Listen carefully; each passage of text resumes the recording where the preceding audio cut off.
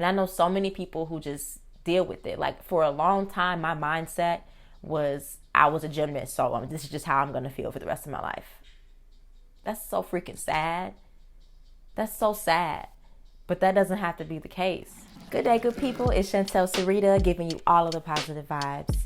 Today's video is going to be a little vulnerable. I want to share my experience as a former gymnast, healing my body, mind, spirit. Gymnastics is a very intense sport. It is very fun to watch for most people. It is very fun to compete and to practice, and to get to know your teammates, to travel. There's a lot of good things that come out of the sport. There's a lot of things that I've learned from being a gymnast, but there's also a lot of downfalls that people don't always talk about. And I'm here to do that. So I want to set a scene for you. I was getting ready to teach a class for Diva Dance. Shout out to Diva Dance. And I was in the hall prepping my choreo, making sure I had everything correct. And it was to a song that I really enjoyed. So I was like excited to teach it. I was excited to dance to it. But every time I moved, I felt like there was a pop in my hip. I didn't feel like there was a pop in my hip every time I moved. And I wasn't able to do the choreo fully the way that I wanted to. Every time I got to, doing particular moves, like particular dance moves, my hip would like get stuck. And I just remember feeling like so frustrated and annoyed at my body for like not cooperating with me is what it felt like, and going against what I wanted.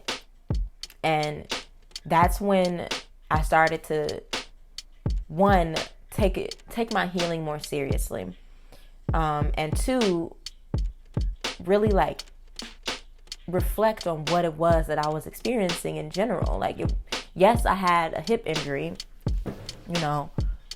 but what did that mean? Like, what does that mean to me aside from the injury?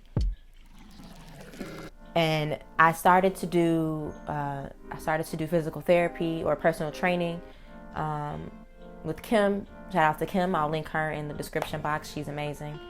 I started to do acupuncture, and what I started to discover was there's so much more to what I was experiencing than I thought. It's more than just my hip hurting. You guys, I got to a point where I couldn't even walk. I would walk, and I couldn't walk for more than like 2 minutes without excruciating pain. I couldn't stand for more than 10 minutes without excruciating pain. It would even get to a point where I couldn't even lay down in certain positions without pain. Guys, I couldn't even have sex the way that I wanted to have sex because it hurt. And I just really feel like that is not something that we have to deal with the rest of our lives. And I'm speaking to other former gymnasts now. I asked a question on my Facebook page. Who else feels stiff, stuck, and frustrated after dedicating their life to gymnastics? And there were a lot of people who responded to that question. I'm not the only one experiencing this, but little do people tell you, there's so much more to an injury than you think. And it's more than getting a surgery and it's done. I know someone who had the same condition I have, which is called FAI, femur acetibular impingement.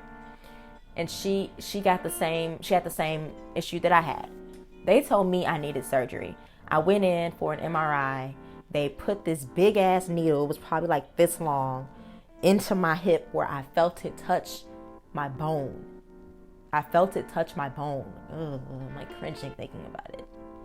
And they like released this dye into my muscles, and they pretty much told me that my femur bone has like extra bone on it, and it's rubbing up against my hip socket, which is causing the impingement, which is causing my pain. And they told me the only solution I had to this problem is surgery. I wasn't about to get surgery at 23 years old. I was 23 when I found out. And I had been looking for, a diagnosis for years, but that's when they finally were able to at least tell me what it was. But I wasn't about to get surgery, so they told me to do physical therapy. They sent me to a physical therapist, and all she did was tell me to do exercises, send me on my way, and have me do it while she wasn't even paying attention to me, and then have me ice And that was it. And I would do that 3 times a week. I was not feeling a difference. I wasn't feeling like it was helping me. I felt like it was a waste of my time. So I just stopped going and I just dealt with the pain. And I know so many people who just deal with it. Like for a long time, my mindset was I was a gymnast. So this is just how I'm going to feel for the rest of my life. That's so freaking sad. That's so sad. But that doesn't have to be the case. And it wasn't until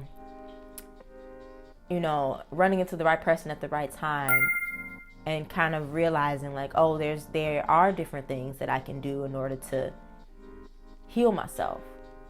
So I started doing personal training and I started to notice different things that I didn't notice about my body before. Like the reason why I couldn't stand is because my muscles were all reacting in a way where they're trying their best to, heal from an injury that I had. And so my muscles started to formulate in my body in ways that they weren't supposed to. Like I wasn't using the sides of my butt muscles at all.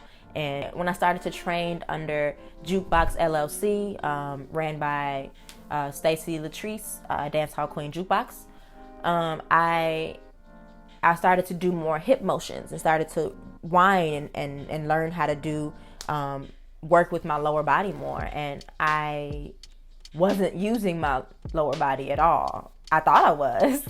And that's the thing, like you think you're doing what you are supposed to do, but if you don't know better, you can't do better, right? And I remember her telling me, I sent her a video and she's like, you're not whining. And I'm like, yes, I am. I'm whining. And she's like, no, you're not whining. And I'm like, but yes, I am.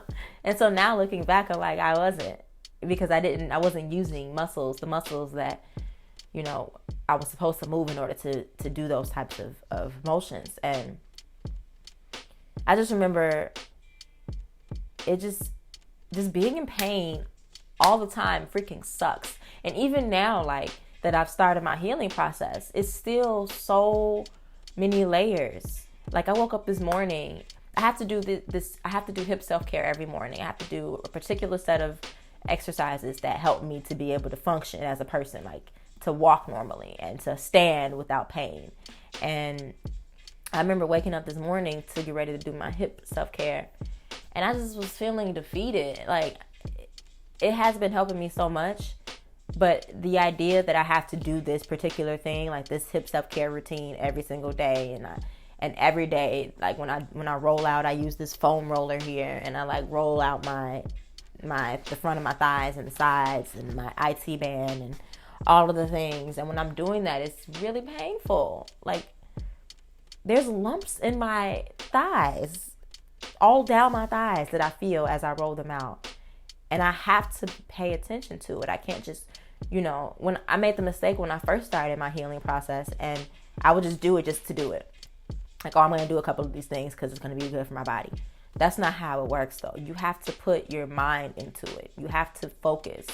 You have to have a certain mindset going in to be able to do or to be able to get results. When I first started and I was just doing it just because, I would make it worse because I wasn't paying attention and I wasn't like putting my all into it. But you guys, as much as it's beneficial, putting your all into something like this is so draining. Women hold a lot of their stories and their pain and their traumas in their hips. And there's more than physical pain that I endured in gymnastics, and I don't voice these experiences all the time because one, I feel judged. I feel like I shouldn't be telling these stories. I feel like talking about being a black gymnast in a predominantly white sport is taboo. I feel like old coaches and like teammates who may see my videos may feel some type of way, but why should I give a shit about that? Ultimately, holding on to this stuff is hurting me. Everybody in my group is getting ready and putting on clothes and getting cute and like talking and laughing and giggling. And I'm like, yo, where are you guys going? Oh, we planned a trip to Six Flags. So you just not gonna tell me that you're gonna. And I used to get left out like that all the time.